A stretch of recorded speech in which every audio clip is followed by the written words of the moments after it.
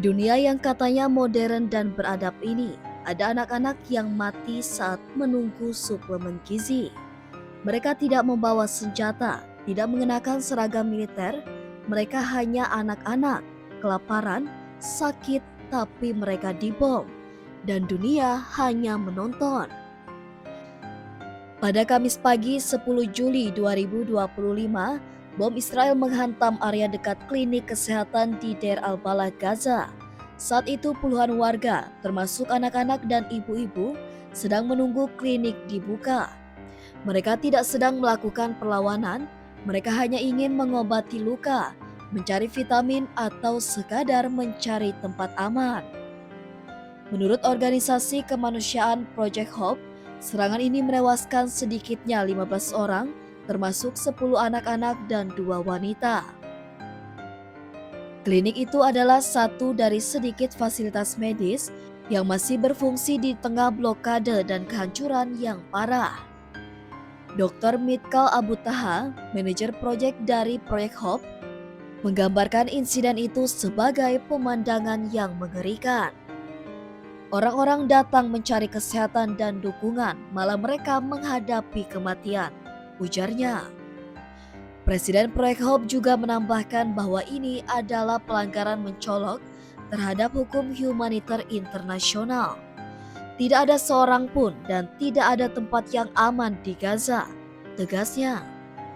Dan yang paling menyayat hati, beberapa anak yang tewas saat itu sedang menunggu suplemen gizi di tengah kelaparan akut yang melanda Gaza akibat blokade ketat Israel.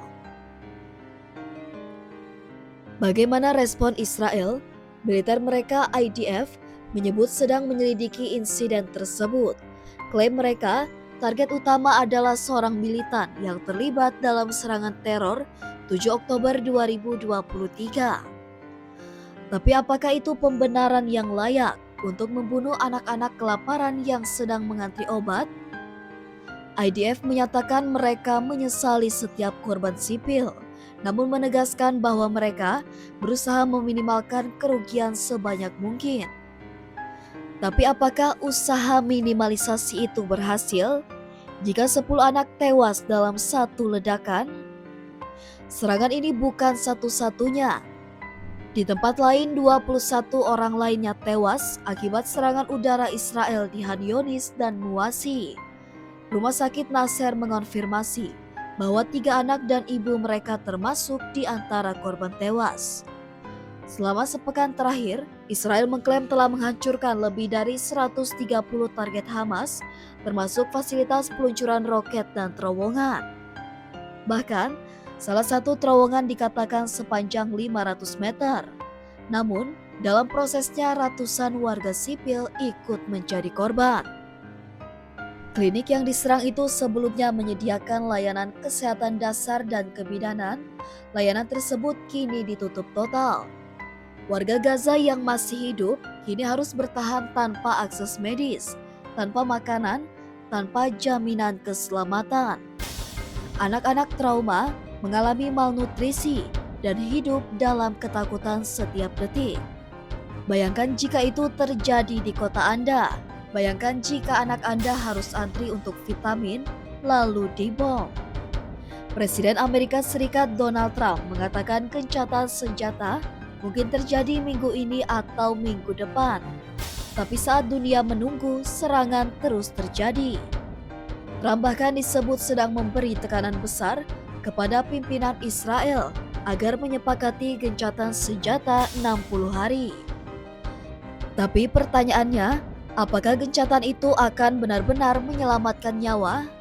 Ataukah ini hanya akan menjadi jeda sebelum tragedi berikutnya?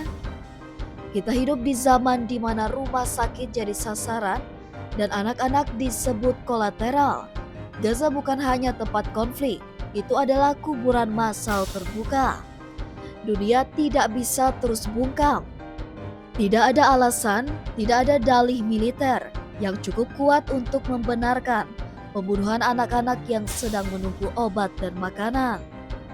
Suara Anda, klik Anda, komentar Anda, itu bisa menyuarakan ketidakadilan ini ke lebih banyak orang.